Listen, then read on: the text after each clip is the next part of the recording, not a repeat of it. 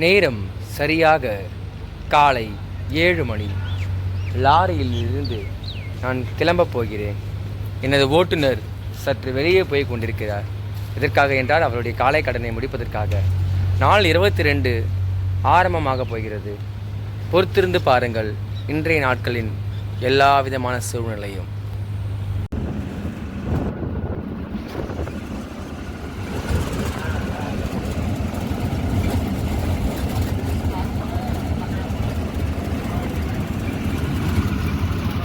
இங்கே 8:30 மணி. நாங்கள் சாப்பிட வந்திருக்கோம். லாரியில் வந்துட்டு இது க்ரீஸ் தடவணுமா எக்ஸ்ட்ராவா, ஸோ தடவிட்டு கிளம்பிடுவோம். அதுக்குள்ளே இருக்கிற டைமில் போய் சாப்பிட சொன்னார். அங்கேருந்து கை காமிச்சிட்டு நான் போயிட்டுருக்கேன். இது கொல்கத்தாக்கு போகிற வழி. பொதுவாக நம்ம ஊரில் காலையில் நம்ம என்ன சாப்பிடுவோம்? இட்லி, தோசை, பூரி, பொங்கல், டிஃபன். சரி, சில வீட்டில் வந்து பழைய சோறு இல்லை சோறு. இங்கே பாருங்க என்ன சாப்பிட்டு இருக்கோங்க. அப்படியே காட்டுறேன் பாருங்க. பூரி, இந்த பொரி, கடலக்கொட்டை, சுண்டல், வடை, மிக்சரு. ஸோ இதெல்லாம் சேர்ந்தது தான் காலை உணவு. இங்க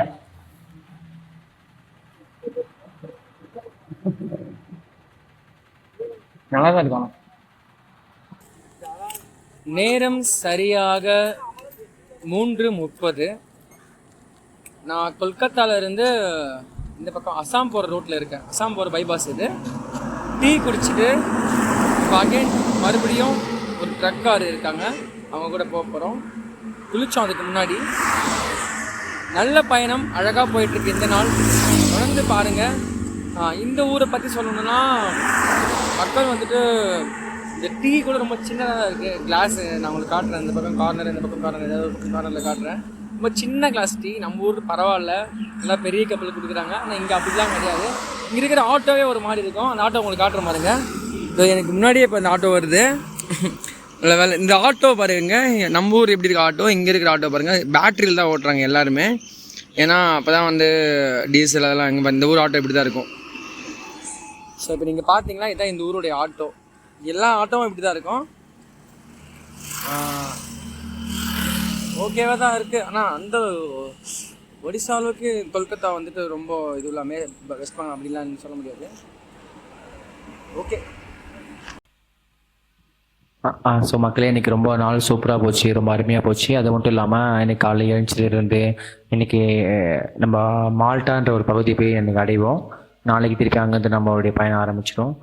ரொம்ப சூப்பராக போயிட்டுருக்கு. இன்றைக்கி ஃபுட்டெல்லாம் இவங்க தான் வாங்கி கொடுத்தாங்க. நான் எவ்வளவோ சொன்னேன், அவங்க வந்துட்டு கேட்கவே இல்லை.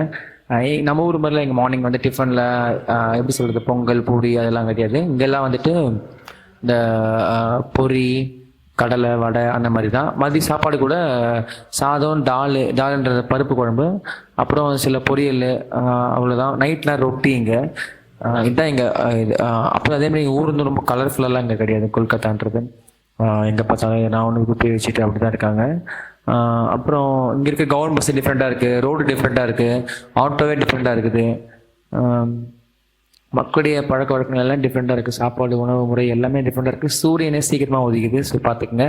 ஸோ நாள் 22 முடிஞ்சிச்சு. நாள் 23 பார்ப்போம். அது வரைக்கும் மறக்காமல் மைண்ட் இன்ஃபோவை சப்ஸ்கிரைப் பண்ணிக்கோங்க.